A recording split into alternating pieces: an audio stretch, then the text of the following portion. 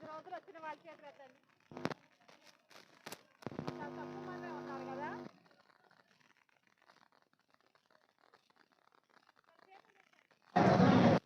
మన యొక్క థీమ్ ఏంటి?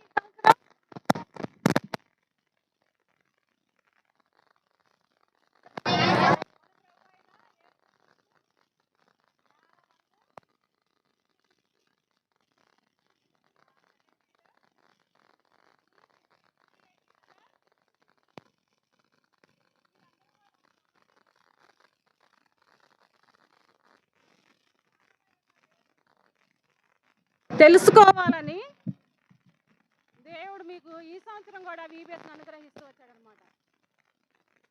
మనకు జ్ఞానం ఎవరై ఉన్నారు నాన్న? ప్రభు అయిన యేసుక్రీస్తే మనకు జ్ఞానమై ఉన్నారనమాట. 10 రోజులు 9 లెసన్స్ విన్నాం కదా.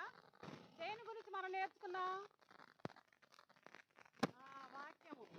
ప్రతిరోజు లెసన్లో కూడా వాక్యము, ప్రేరేపింపబడిన వాక్యము, వెలిగించు వాక్యము, నిత్యమైన వాక్యము, స్తుతించు వాక్యము, పరిశుద్ధ వాక్యము, ఇట్లా వాక్యం అని నేర్చుకున్నాం కదా. ఈ వాక్యం అంటే ఎవరని నేర్చుకున్నాం? వాక్యమే దేవుడు, దేవుడే వాక్యము. ఆది యందు వాక్యం ఉండెను, వాక్యము దేవుని యొద్ద ఉండెను, వాక్యమే దేవుడై ఉండేను. ఈరోజు కూడా మనం వాక్యం గురించి నేర్చుకున్నాం. మరి ప్రతిరోజు కూడా రాజుల గురించి నేర్చుకున్నాం, ప్రవర్తనల గురించి నేర్చుకున్నాం, ఇశ్రాయేల్ ప్రజల గురించి కూడా తెలుసుకున్నాం కదా. మరి దేవుని వాక్యం రాజుల యొద్దకు వచ్చినప్పుడు ఒక రాజు అంగీకరిస్తూ వచ్చాడు. కొంతమంది రాజులు అంగీకరిస్తూ వచ్చారు, కొంతమంది తిరస్కరిస్తూ వచ్చారనమాట. మన మొట్టమొదటి రోజు లెసన్లో ఒక రాజుని గురించి నేర్చుకున్నాం. దేవుని వాక్యం అతని యొద్దకు వచ్చినప్పుడు అతని వాక్యానికి విధేయత చూపించాడు, లోబడ్డాడు, వాక్యానుసారంగా జీవిస్తూ ప్రజలను కూడా వాక్యానుసారంగా జీవించేలా చేశాడనమాట. మరి ఆ రాజు పేరు ఎవరో గాల్స్ చెప్తారు. చెప్పండి పిల్లలు, ఆ రాజు ఎవరు? దేవుని వాక్యం అతని యొద్దకు వచ్చినప్పుడు దేవుని వాక్యాన్ని అంగీకరించాడు, విశ్వసించాడు. చెప్పండి త్వరగా. ఫస్ట్ రోజు లెసన్లో విన్నాం రాజు. నో, ఎవరు? హోషియా రాజు కదా, మంచి రాజు కదా. దేవుని వాక్యం అతని వద్దకు వచ్చినప్పుడు అతడు అంగీకరించాడు. ఇంకొక రాజు దగ్గరికి వాక్యం వచ్చినప్పుడు ఆ రాజు దేవుని వాక్యాన్ని కాల్చివేశాడు, చింపేశాడు కదా, కుంపట్లో వేసి కాల్చేశాడు. ఆ రాజు పేరు ఎవరో బాయ్స్ చెప్తారు. లెసన్ జాగ్రత్తగా ఉన్న వాళ్ళే చెప్తారు పిల్లలు.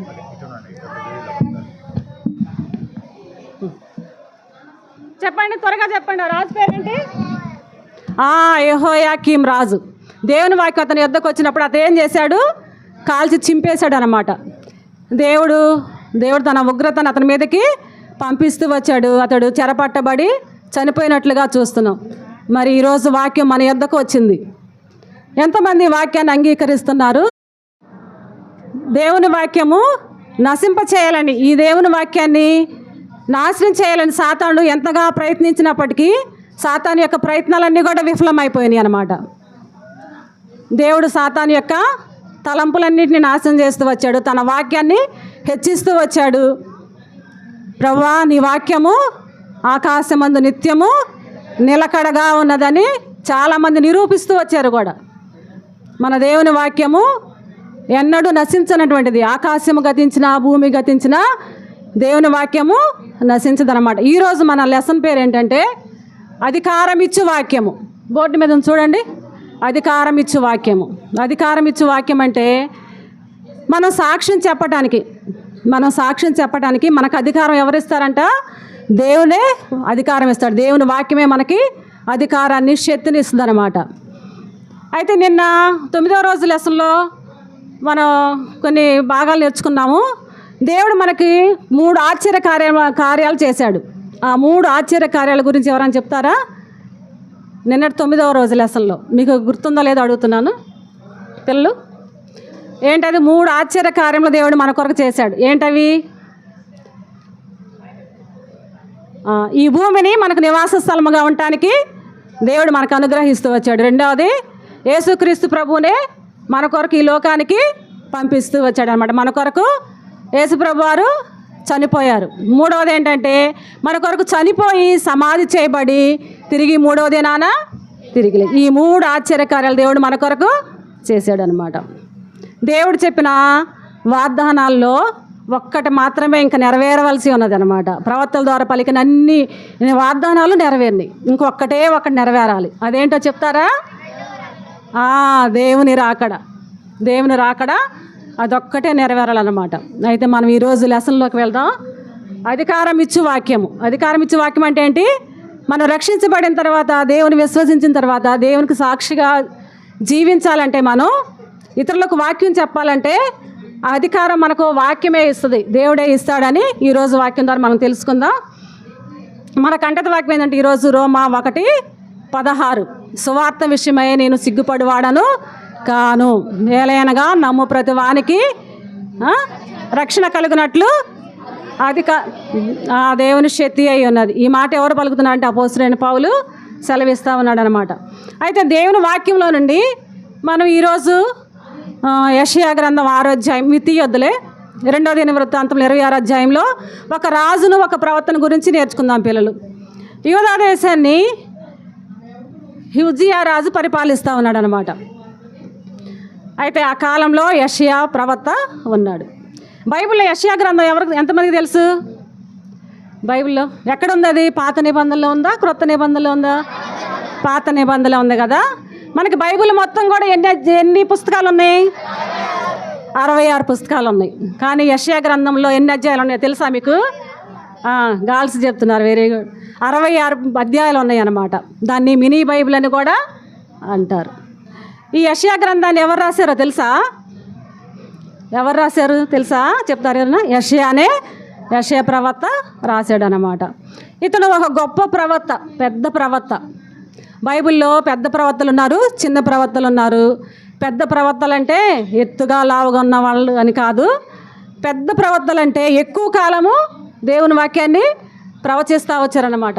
చిన్న ప్రవక్తలు అంటే తక్కువ కాలం ప్రవచిస్తూ వచ్చారు. ఈ యెషయా పెద్ద ప్రవక్త అనమాట. యెషయా, ఇర్మియా, జకరియా వీళ్ళు పెద్ద ప్రవక్తలు. చిన్న ప్రవక్తలు అంటే మీకా, హగ్గయి, నహూము వీళ్ళంతా చిన్న ప్రవక్తలు అనమాట. ఈ యెషయా గ్రంథాన్ని రాశాడు, దేవుని చేత ప్రేరేపించబడి 66 అధ్యాయాలు రాశాడు అనమాట. అయితే ఈ ప్రవక్త ఎవరి కాలంలో ఉన్నాడంటే యూదా దేశాన్ని పరిపాలిస్తున్న ఉజ్జియా రాజు కాలంలో యెషయా ప్రవక్త. ఈయన ఉజ్జియా రాజు యూదా దేశాన్ని పరిపాలిస్తున్న ఉజ్జియా రాజు యవనస్తుడు అనమాట. 16 సంవత్సరాలకి ఇతడు రాజు అయ్యాడు. అతని తండ్రి చనిపోతే అధికారం అతనికి వచ్చిందన్నమాట. రాజ్యాన్ని పరిపాలిస్తున్నాడు. ఇతని వయసు 16 సంవత్సరాలు. ఈ ఉజ్జియా ప్రవక్త దేవుని ఎంతో ప్రేమించాడు. దేవుని దృష్టికి యథార్థంగా ప్రవర్తించానని బైబిల్ గ్రంథంలో రాయబడుతూ వచ్చిందనమాట. ఇతను చాలా మంచి రాజు. ఇతడు దేవుని యందు భయభక్తులు కలిగి యథార్థ ప్రవర్తన కలిగి జీవిస్తున్నాడు కాబట్టి దేవుడు ఇతన్ని ఆశీర్వదిస్తూ వచ్చాడు, హెచ్చిస్తూ వచ్చాడు అనమాట. ఇతని రాజ్యాన్ని స్థిరపరుస్తూ వచ్చాడు. అంతేకాదు పిల్లలు, ఇతడికి గొప్ప ఘనత కూడా వచ్చింది. యెరూషలేము చుట్టూ ఉన్నటువంటి ఈజిప్ట్, సిరియా దేశాలకు కూడా ఇతని యొక్క ఖ్యాతి వెళ్ళిపోయిందనమాట. మంచి రాజు. ఇతని కాలంలో ఉన్న ప్రవక్త ఎవరు? యెషయా ప్రవక్త. అతను కూడా యంగ్ అన్నమాట, చిన్న వయసు 16 సంవత్సరాలే. ఇతను కూడా ఉజ్జియా కాలంలో ప్రవక్తగా ఉన్నాడు.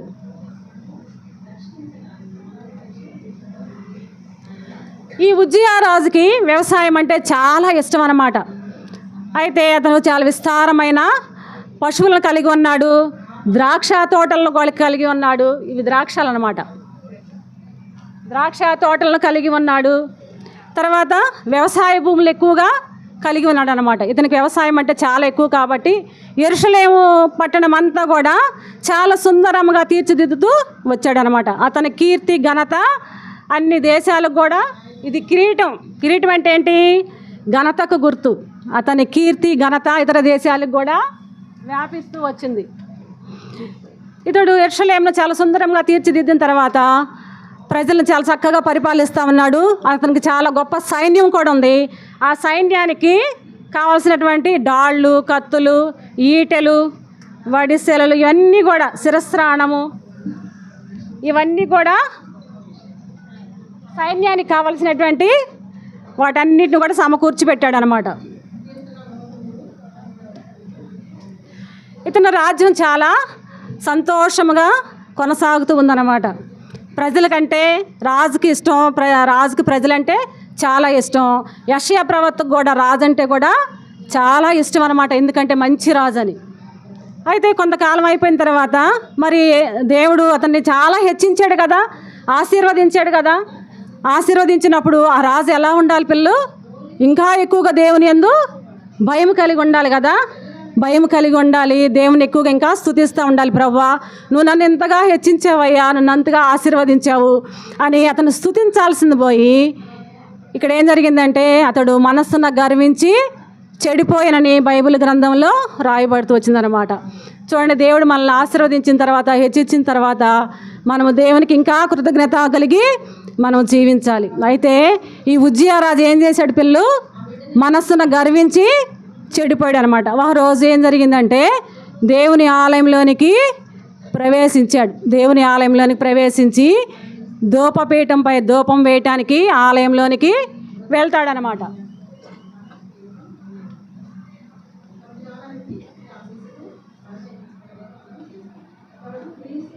ఉజ్జియా రాజు ధూపపీఠంపై ధూపం వేయటానికి దేవుని ఆలయంలోనికి ప్రవేశిస్తాడు.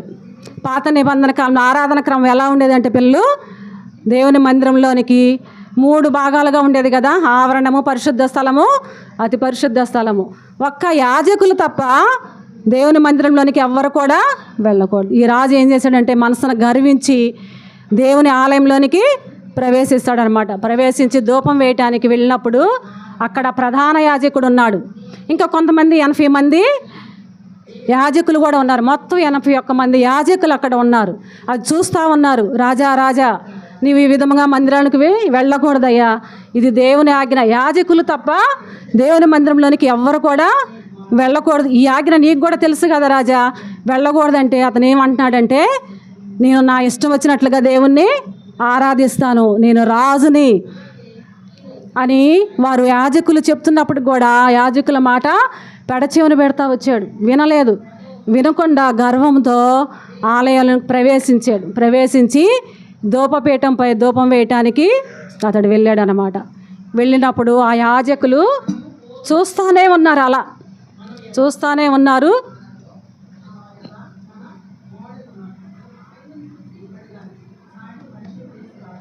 చూడండి పిల్లలు, అక్కడ యాజకులు 81 మంది యాజకులు ఉన్నారు. వాళ్ళందరూ కూడా హెచ్చరిస్తున్నప్పటికి కూడా అతను లోపడకుండా ఏం చేశాడు?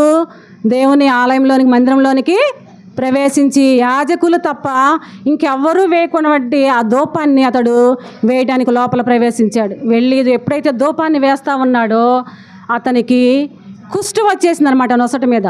యెహోవా వానిని మొత్తెను అని రాయబడి ఉంది. దేవుని శిక్ష, ఉగ్రత అతని మీదకి వచ్చింది. అయితే వెంటనే వాళ్ళు ఆశ్చర్యపోతా ఉన్నారు, యాజకులు చూస్తూనే ఉన్నారు.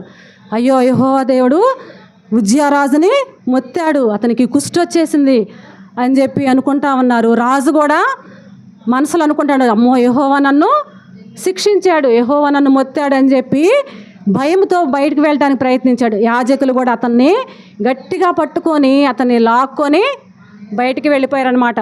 దేవుని మందిరంలో ఉండకూడదు అనమాట. ఇంకా చూడండి పిల్లలు, యాజకులు చెప్పిన హెచ్చరికల్ని అతడు ఏం చేశాడు? తిరస్కరిస్తూ వచ్చాడు, పెడచెవిన పెడతా వచ్చాడు. వినలేదు.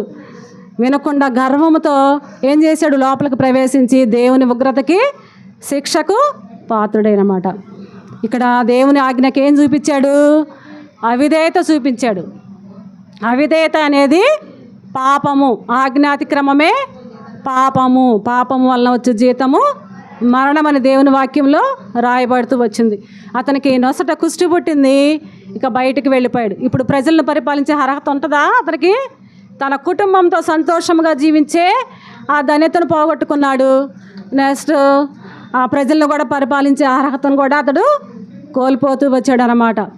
అయితే ఆ తర్వాత అతని కుమారుడు రాజు అవుతాడు. అయితే మరి తప్పు చేసిన విషయం అతనికి అర్థమైంది. దేవుని ఆజ్ఞ అతనికి తెలుసు. యాజకులే ధూపం వేయాలి, వేరే ఎవ్వరు ఇంకా వేయకూడదని తెలుసు. ఆజ్ఞ తెలిసినప్పటికి కూడా అతడు ఏం చేశాడు? గర్వంతో వేయటం వలన ఆ శిక్ష వచ్చిందని తను కూడా గుర్తించి తను ఏం చేశాడో తెలుసా? తన పాపం విషయమే పశ్చాత్తాపపడి ఉండొచ్చు. మీరు అనుకుంటున్నారా పిల్లలు పాపం విషయం పశ్చాత్తాపడి ఉంటాడా? ఖచ్చితంగా పశ్చాత్తాపడే ఉంటాడు కదా. ఇదిగో చూడండి, తను చేసిన పాపానికి పశ్చాత్తాపడుతున్నాడు. తను చేసిన పాపానికి పశ్చాత్తాపడి ఏడుస్తున్నాడు అన్నమాట. ప్రజలను పరిపాలించే అర్హతను కోల్పోయాడు. తన కుటుంబంతో సంతోషంగా జీవించలేకపోయాడు. అతడు దూరంగా ఉండవలసి వచ్చింది. అతడు చివరికి దేవుడు అతడు క్షమించాడు అనమాట. తన పాపం క్షమించాడు. క్షమించినప్పటికి కూడా అతడు చనిపోయేటప్పుడు కుష్ఠరోగంతోనే చనిపోయానని రాయబడుతూ వచ్చింది. ఇక్కడ మనం ఏం నేర్చుకోవాలంటే పిల్లలు, దేవుని ఆజ్ఞకు అవిధేయత చూపించుట గొప్ప పాపము. చెప్పండి, దేవుని ఆజ్ఞకు అవిధేయత చూపుట గొప్ప పాపము అని మనం ఈ లెసన్ ద్వారా మనం తెలుసుకోవాలి. విధేయత మనకి ఆశీర్వాదాలను తీసుకొస్తుంది. ఒబీడియన్స్ బ్రింగ్స్ బ్లెస్సింగ్స్ అనమాట. విధేయత మనకి దేవుని ఆశీర్వాదాలను తీసుకొస్తుంది. అవిధేయత మనకి శాపాన్ని, శిక్షను తీసుకొస్తుంది అనమాట. మరి అతని కాలంలో, మరి ఉజ్జియా కాలంలో ప్రవక్త ఎవరని తెలుసుకున్నాం? ఎవరున్నారు ప్రవక్తగా? యెషయా ఉన్నాడు కదా. యెషయాకి ఈ విషయం తెలుస్తుంది అనమాట. ఈ విషయం తెలిసి ఉజ్జియా, అయ్యో మంచి రాజే, దేవుని దృష్టికి యథార్థంగా ప్రవర్తించిన రాజు, మరి ఎందుకు ఇలా చనిపోయాడు అని చెప్పి తన హృదయంలో ఎంతో బాధపడతా ఉన్నాడు అనమాట. దిగులు పడతా ఉన్నాడు. దేవుణ్ణి కూడా అనేకమైన ప్రశ్నలు వేసి ఉంటాడు కదా. ఎందుకు చనిపోయాడు ప్రభువా? అతను మంచి రాజే కదా, మరి యథార్థంగానే ప్రవర్తించిన రాజు కదా, ఎందుకు చనిపోయాడా అని ఆలోచనలో ఉన్నప్పుడు అతనికి ఎందుకు చనిపోయాడో అర్థం అవటం కోసం దేవుడు అతనికి ఒక దర్శనాన్ని చూపిస్తూ ఉన్నాడు అనమాట. ఆ దర్శనమే యెషయా గ్రంథం 6వ అధ్యాయంలో ఉంటుంది అన్నమాట. ఉజ్జియా రాజు ఆ పరలోకం వైపు చూస్తూ ఉన్నప్పుడు అతనికి ఆ వెలుగు కనిపిస్తూ ఉంది. గొప్ప వెలుగు, మహిమ కనిపిస్తూ ఉంది.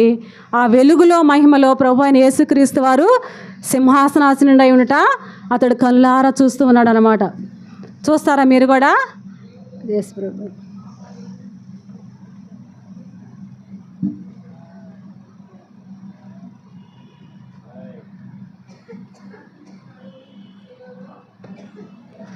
ఆ గొప్ప వెలుగులో, మహిమలో యేసుప్రభు ఉజ్జియా చనిపోయిన కాలంలోనే, ఆ ఉజ్జియా రాజు చనిపోయిన ఆ సంవత్సరంలోనే, ఆ మొదటి అధ్యాయంలో ఏముంటుందంటే రాజైన ఉజ్జియా మృతి పొందిన సంవత్సరమున అని రాయబడి ఉంటుంది అనమాట.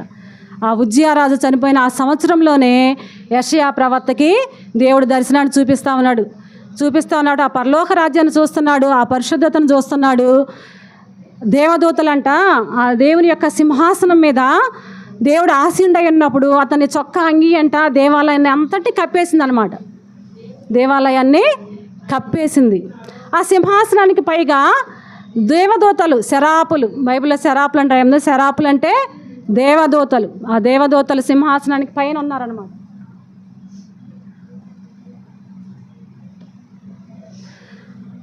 సింహాసనాసుడైన ప్రభువుని చూస్తూ ఉన్నాడు. ఆ పైన దేవదూతల్ని చూస్తూ ఉన్నప్పుడు ఆ ఒక్కొక్క దేవదూత కంట 6 రెక్కలు ఉన్నాయి అన్నమాట. ఎన్ని రెక్కలు ఉన్నాయి? 6 రెక్కలు ఉన్నాయి. 2 రెక్కలతో కళ్ళు కప్పుకుంటున్నారు, 2 రెక్కలతో కాళ్ళు కప్పుకుంటున్నారు, 2తో ఎగురుతా ఉన్నారు. వాళ్ళు దేవుని ఎలా ఆరాధిస్తున్నారంటే, మన దేవుడు పరిశుద్ధుడు, పరిశుద్ధుడు, పరిశుద్ధుడు అని దీవారాత్రంలో మానక స్తుతిగానాలతో వాళ్ళు దేవుని ఆరాధిస్తూ ఉన్నారు, ప్రార్థిస్తూ ఉన్నారు. వాళ్ళు ఆరాధన కంట, వారి కంఠస్వరాల కంట ఆ మందిరం యొక్క గడప కమ్ముల పునాదులు కూడా దద్దరిల్లిపోయినాయి అన్నమాట, అదిరిపోయినాయి అంట. అంత గొప్పగా ఆరాధిస్తూ ఉన్నాడు. ఆ మందిరం అంతా ధూపము చేత నిండిపోయింది. ఆ గొప్ప దర్శనాన్ని ఎవరు చూస్తూ ఉన్నారు? యెషయా చూస్తూ ఉన్నాడు ఆ గొప్ప దర్శనాన్ని.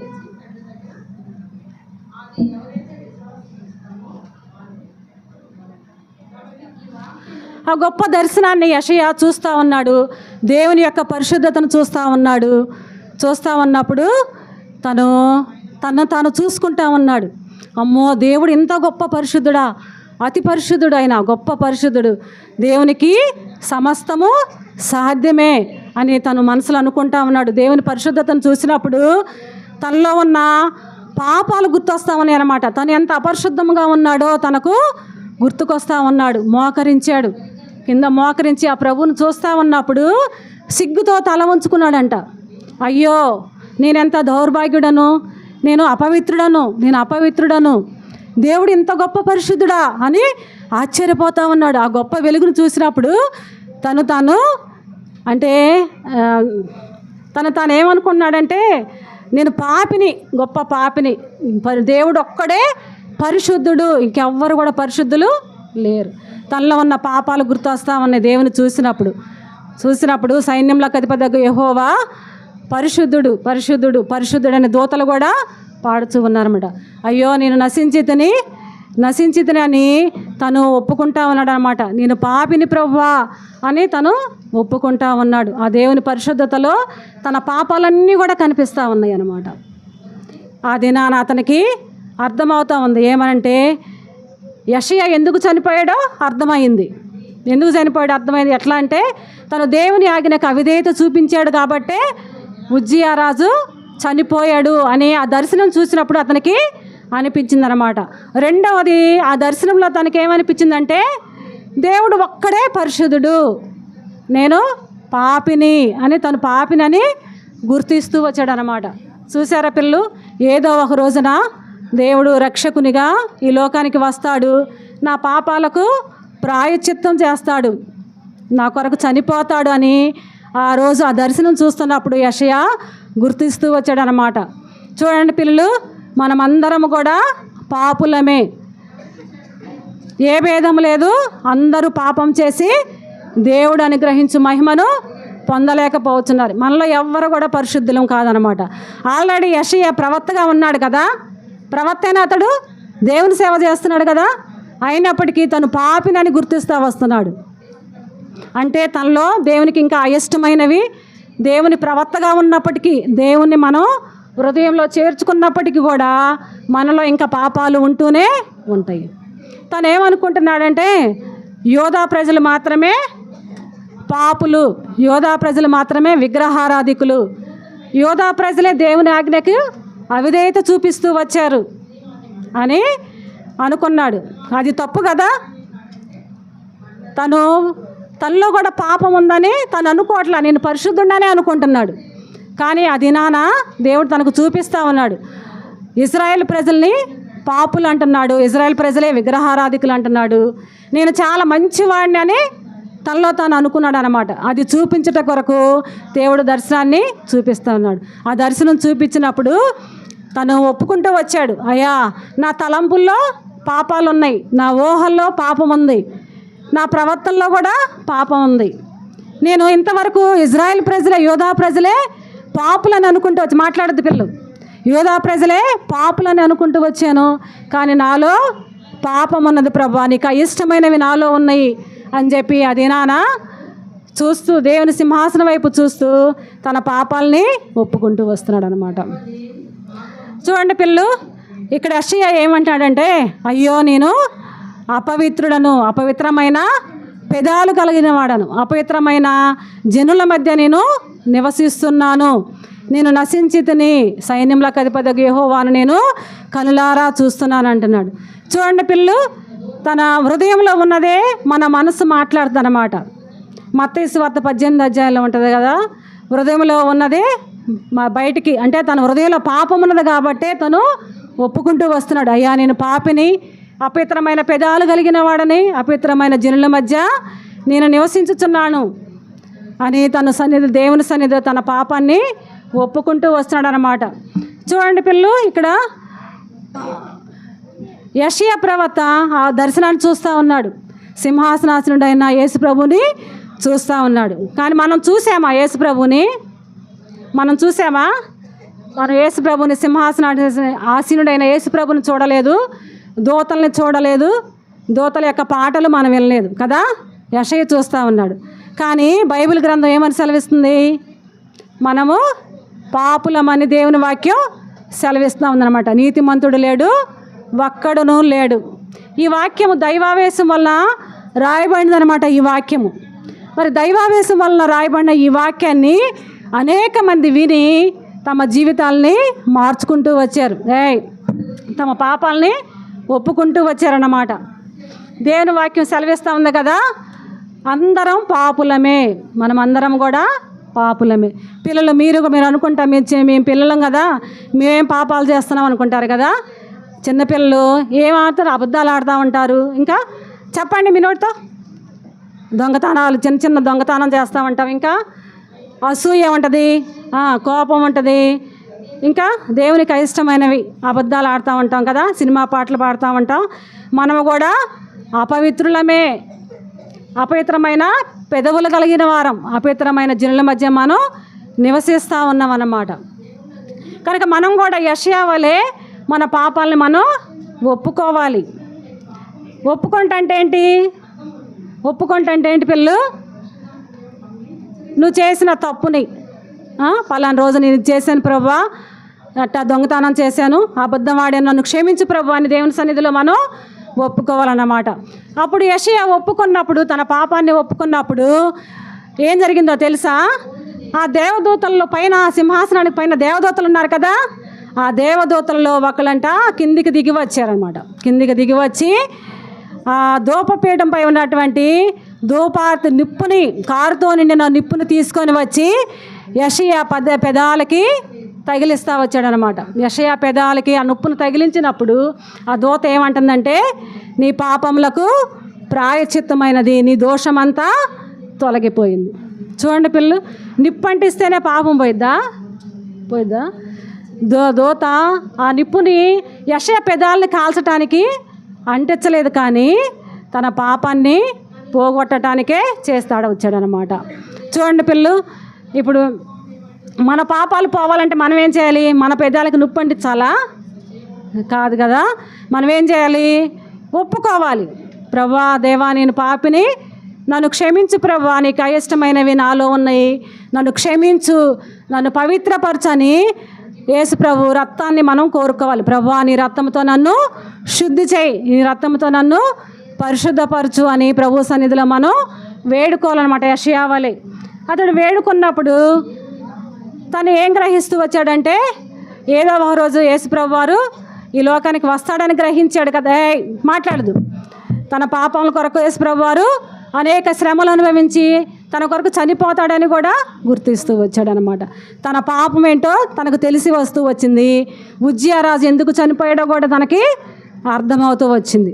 ఇలా నిప్పుతో, కారుతో తీసిన నిప్పు తన పెదాలకు అంటించి, నీవు పరిశుద్ధుడు అయ్యావు, ఇప్పుడు నీ పాపములకు ప్రాయశ్చిత్తమైనది, నీ దోషం తొలగిపోయింది అని అంటూ వచ్చాడనమాట. అన్నప్పుడు వెంటనే ప్రభువారు అతనికి ఒక ప్రశ్న వేస్తూ ఉన్నాడు. యేసు ప్రభు యెషయాకి ఒక ప్రశ్న వేస్తూ ఉన్నాడు. ఏంటంటే,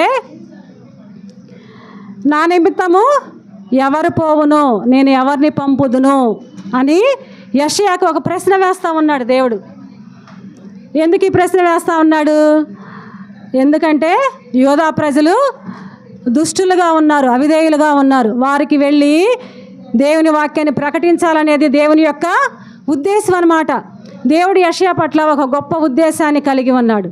తన పాపాన్ని చూపించుట కొరకే ఆ దర్శనం కలగలేదు కానీ పిల్లలు, తను దేవుని సేవ చేయాలి, ఇశ్రాయేల్ ప్రజలకు, యోధా ప్రజలకు వెళ్ళి దేవుని వాక్యాన్ని ప్రకటించాలనేది దేవుని యొక్క గొప్ప ఉద్దేశం అన్నమాట. అందుకే దేవుడు అతనితో మాట్లాడుతూ ఉన్నాడు అన్నమాట. ఈ యెషయా గ్రంథాన్ని రాస్తూ వచ్చాడు. తన పాపం ఎప్పుడైతే పరిహరించబడుతూ వచ్చిందో, తన దోషం పోయిందో, తను గొప్ప శక్తితో నింపబడుతూ వచ్చాడు, బలముతో నింపబడుతూ వచ్చాడు. అంతకుముందు పిరికివాడిగా ఉన్నాడు అనమాట. యోధా ప్రజలకు దేవుని వాక్యం ప్రకటించడానికి భయపడుతూ వచ్చాడు. ఎందుకంటే అంతకుముందు యోధా ప్రజలు తమ యొద్దకు ప్రవక్తలు వచ్చినప్పుడు చెప్పినప్పుడు వారిని చంపుతూ వచ్చారు, హింసిస్తూ వచ్చారన్నమాట. అయితే ఆ భయం అనేది యెషయాలో ఉంది. దేవుడు ఆ దర్శనం ద్వారా ఆ భయాన్ని కూడా పోగొడుతూ వచ్చాడు. ఇప్పుడు యెషయా దేవుని యొక్క శక్తితో నింపబడుతూ వచ్చాడు కదా. ఇవాళ వాక్యం ఏంటి? మన లెసన్ ఏంటి? అధికారం ఇచ్చు వాక్యము. అంటే మనకు అధికారం అంటే మనకి సాక్ష్యం చెప్పడానికి మనకు అధికారం ఇస్తుంది వాక్యం. మనకు శక్తిని, బలాన్ని ఇస్తుంది వాక్యమే. వాక్యమే అంటే దేవుడే అన్నమాట. ఆ రోజు యెషయా శక్తితో నింపబడుతూ వచ్చాడు, దేవుని ఆత్మతో నింపబడుతూ వచ్చాడు అనమాట. మరి యెషయా గ్రంథాన్ని రాయటానికి కూడా దేవుడు కృపను అనుగ్రహిస్తూ వచ్చాడు. మరి 700 సంవత్సరాలకి పూర్వమే యెషయా యేసుప్రభు వారి యొక్క పుట్టుకను రాశాడు, మరణాన్ని రాశాడు. యేసుప్రభు వారు మన కొరకు ఎన్ని శ్రమలు అనుభవిస్తాడో కూడా రాశాడు. ఏ అధ్యాయంలో ఉంటుందో తెలుసా పిల్లలు? తెలుసా? యెషయా గ్రంథం యేసుప్రభు యొక్క శ్రమలు యెషయా గ్రంథం 53 అధ్యాయంలో ఉంటుంది. యేసుప్రభు వారి పుట్టుక ఎక్కడ ఉంటుంది? యెషయా గ్రంథం 9 అధ్యాయంలో ఉంటుంది కదా. అయితే యేసుప్రభు వారి పుట్టుక, మరణం, శ్రమలు అన్నిటినీ, మళ్ళీ ఆయన రారాజుగా రానయున్న ఆ దినాన్ని గురించి కూడా యెషయా గ్రంథంలో రాస్తారు. చూసారా ఎంత జ్ఞానాన్ని ఇచ్చాడు యెషయాకి? శక్తినిచ్చాడు, బలాన్ని ఇచ్చాడు అనమాట. ఈ యెషయా గ్రంథం చదివి, అప్పుడు బైబిల్ మొత్తం లేదు కదా, కేవలం యెషయా గ్రంథము, ఇర్మియా గ్రంథం మాత్రమే. అవి చుట్టలు ఉండేవి. ఇర్మియా గ్రంథపు చుట్ట, యెషయా గ్రంథపు చుట్ట అట్లా ఉండేవి అనమాట. అవి చదివేవాళ్ళు. ఈ యెషయా గ్రంథం 53 అధ్యాయం చదివి మనం గత లెసన్లో వింటా వచ్చాం. ఒక వ్యక్తి రక్షించబడ్డాడు. ఎవరో పిల్లలు చెప్తారా? యెషయా గ్రంథం 53 అధ్యాయము. రథం మీద వెళ్తా యెషయా గ్రంథం 53 అధ్యాయాన్ని చదువుతూ రక్షించబడ్డాడు. ఆ వ్యక్తి ఎవరో చెప్తారా? లెసన్ విన్నారు? ఐథియోపియుడైన నపుంసకుడు అనమాట. యెషయా గ్రంథాన్నే చదివాడు.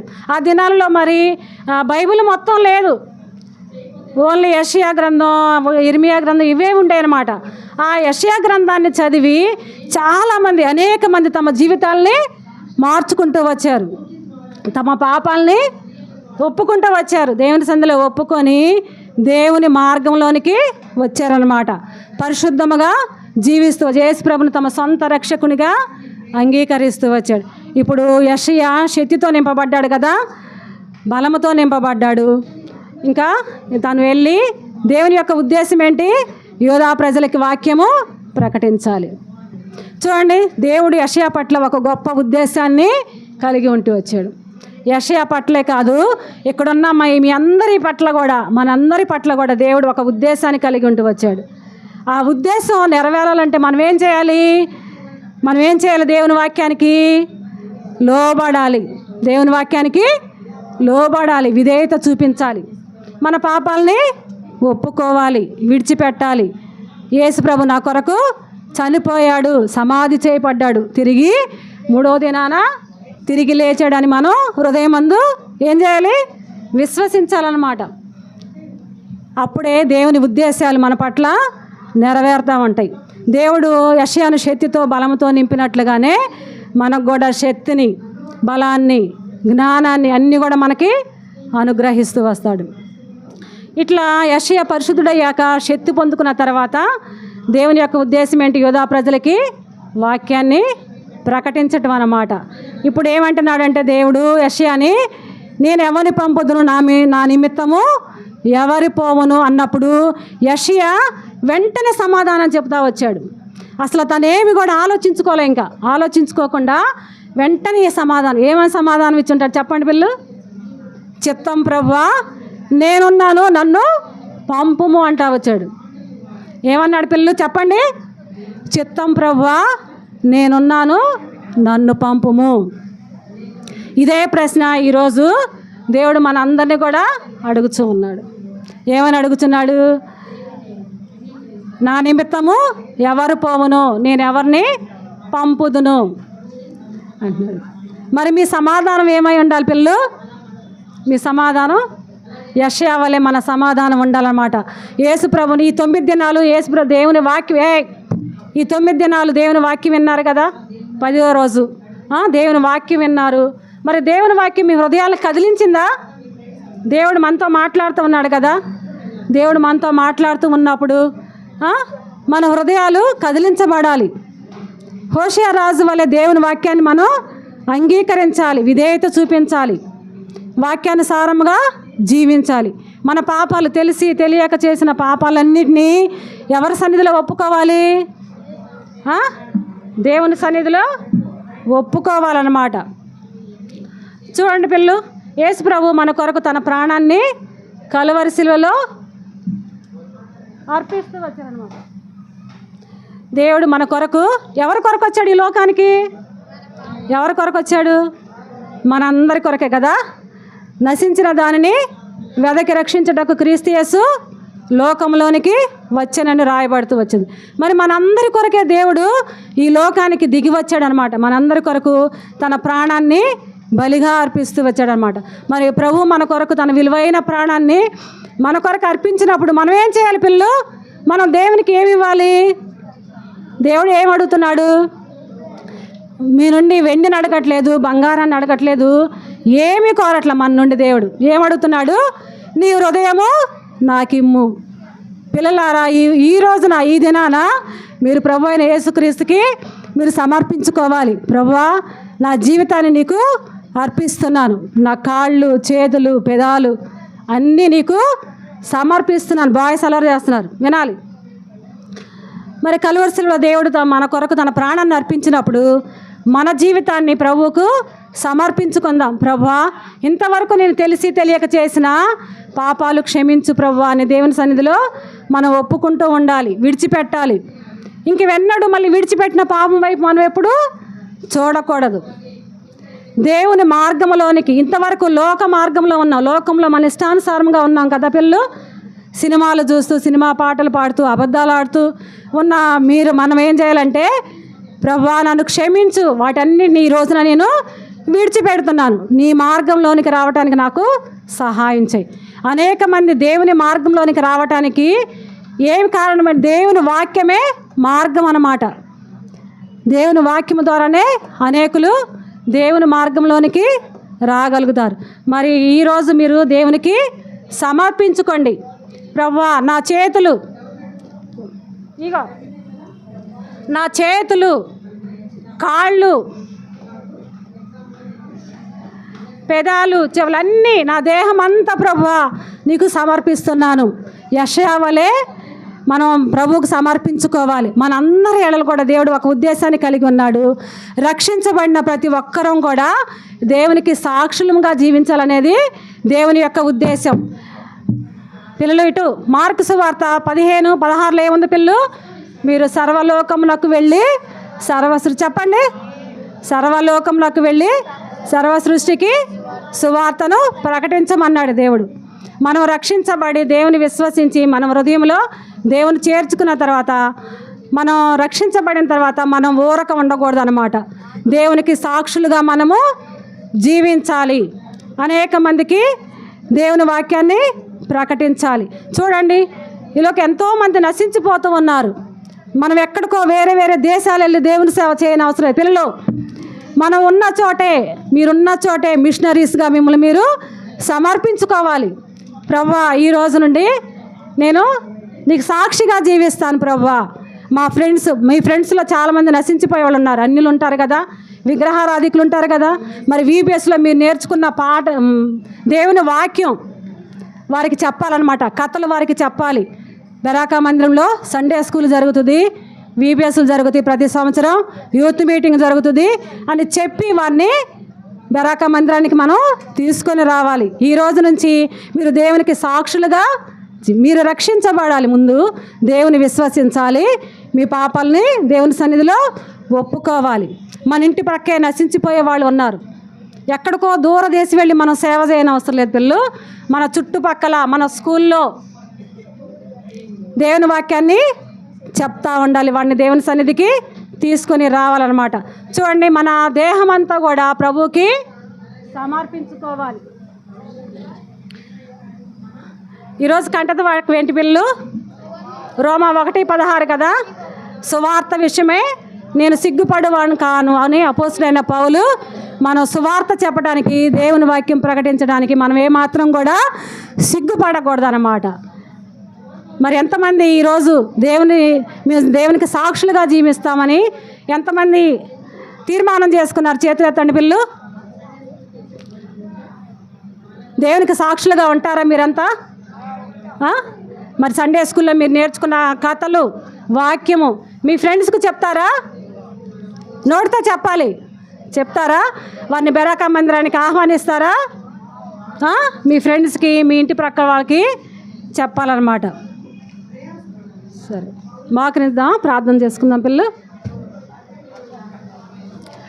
నా సర్వమైన ప్రభు, అర్పించుకొందు నీకై అంగీకరించు నేడే నీ సేవా చేయుటకై.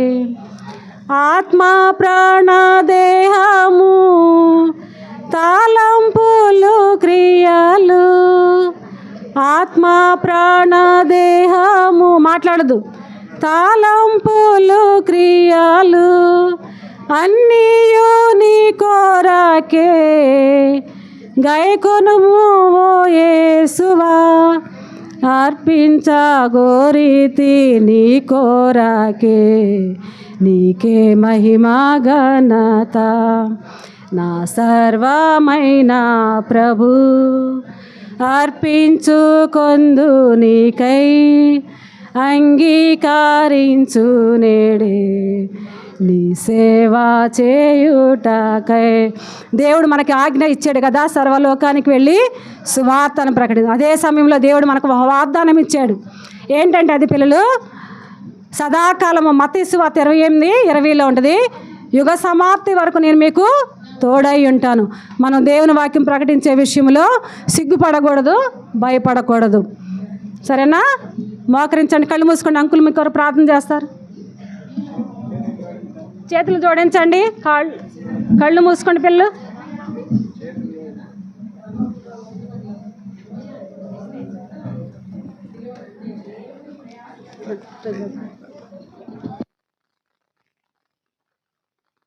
కళ్ళు మూసుకోవాలి అందరూ, చేతులు జోడించి కళ్ళు మూసుకోండి. కళ్ళు మూసుకోరా కళ్ళు, వాడి జోలు నీకెందుకురా?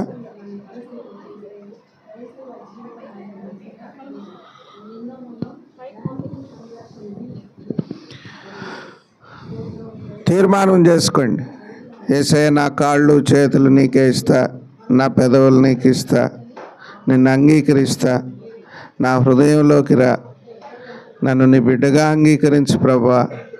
లోకంలో నన్ను గొప్పగా ఆశీర్వదించు, నా చదువులో నాకు సహాయం చేయి, నేను కూడా నిన్ను గురించి అనేకులకు చెప్పినట్లు నన్ను కూడా సాక్షిగా ఉంచు, నా హృదయంలోనికి రా ప్రభువా అని నిజంగా మీరు అడిగితే యేసయ్య మీ ప్రార్థన ఆలకిస్తాడు, మీ హృదయంలోకి వస్తాడు, మీకు ఎంతగానో సాయం చేస్తాడు, ఎన్నో మేలులు చేస్తాడు. తీర్మానం చేసుకోండి, ఈ దినం నుంచి నా హృదయం నీకు ఇస్తా ప్రభువా, నా కాళ్ళు కూడా నీకే ఇస్తా, నా చేతులు నా పెదవులు నా హృదయం నీకు ఇస్తా, నా హృదయంలోనికి రా, నన్ను క్షమించు, నేను పాపిని, నేను కూడా నీ కొరకు జీవిస్తా అని మంచి తీర్మానం చేసుకుంటే యేసు ప్రభు మిమ్మల్ని క్షమిస్తాడు, మీకు సహాయం చేస్తాడు, మంచి తెలివి జ్ఞానం ఇస్తాడు, యేసయ్య కొరకు జీవించే భాగ్యం ఇస్తాడు. అట్లా తీర్మానం చేసుకోండి.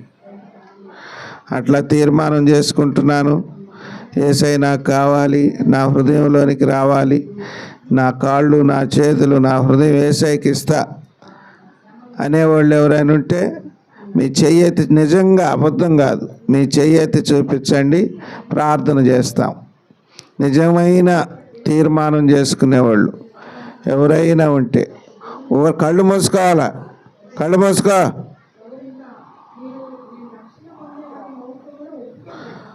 ప్రేమగల పరలోకపు తండ్రి, జీవము గల దేవ, నమ్మకమైన ప్రభువా, మీకు వందనములు స్తోత్రములు చెల్లిస్తున్నాం ప్రభువా. VBS 10వ దినమున జూనియర్ లెసన్లో మీ దాసరాలను బలపరిచి వాడుకున్నందుకు స్తోత్రాలు, వందనాలు చెల్లిస్తున్నాం. నిజంగా మా జీవితాలు మీకు అర్పించుకున్నప్పుడు మమ్మల్ని ఎంతగానో దీవించి ఆశీర్వదించే దేవుడు ప్రభా. మా కాళ్ళు చేతులు మా హృదయం మీకు ఇచ్చినప్పుడు ప్రభా మా తండ్రి, మీరు మాలో నివసించేవాడు ప్రభా, మమ్మల్ని ఆశీర్వదిస్తావు. బిడ్డలు ఆ రీతిగా ఈ దినము నుండి ప్రభా నా హృదయంలోనికి రా, నేను పాపిని, నన్ను క్షమించు ప్రభా. నా చేతులు నా హృదయం నా కాళ్ళు కూడా నీకు ఇస్తా ప్రభా. నాకు సాయం చేయని ఎవరైతే తీర్మానం చేసుకున్నారో బిడ్డలు వారి తీర్మానములు అంగీకరించండి ప్రభువా. వారి బాల్య దినాల నుండే వారి సృష్టికర్తను స్మరణకు తెచ్చుకున్న వారుగా మీ కృపయందు జ్ఞానమందు ఎదిగి వర్ధిల్లునట్లు సహాయం చేయండి. దేవా మీకు స్తోత్రములు వందనాలు చెల్లిస్తున్నాం. మా తండ్రి విన్నా మా తండ్రి లెసను పూర్తి చేయట్ల వర్క్ బుక్లో సహాయం చేయండి. వారికి జ్ఞానం దయచేయండి ప్రభా. అంతేకాదు మా తండ్రి హ్యాండ్ వర్క్లో కూడా సహాయం చేయండి ప్రభా. అంతేకాదు తండ్రి మంచి సాక్షులుగా ఉండుటకు, వారు మంచి తీర్మానం చేసుకునే వారు ఉండుటకు సహాయం చేయండి. 10 దినాల కంఠిత వాక్యాలు ఎగ్జామ్లో కూడా బిడ్డలకు జ్ఞానం దయచేయండి. తోడుగా ఉండమని వందనాలు చెల్లిస్తూ టీచర్స్ అందరిని బట్టి స్తుతిస్తూ అందరికీ కూడా చాలా కృప దయచేయమని ప్రభువైన యేసుక్రీస్తు నామమున స్తుతించి వేడుచున్నాము తండ్రి. ఆమేన్. కూర్చోండి. ఇప్పుడు ఎవరు క్లాసులకు వాళ్ళు వెళ్ళండి. టీచర్సు ఆఖరి 15 నిమిషాల్లో మాత్రమే వాళ్లకు పేపర్ ఇవ్వండి.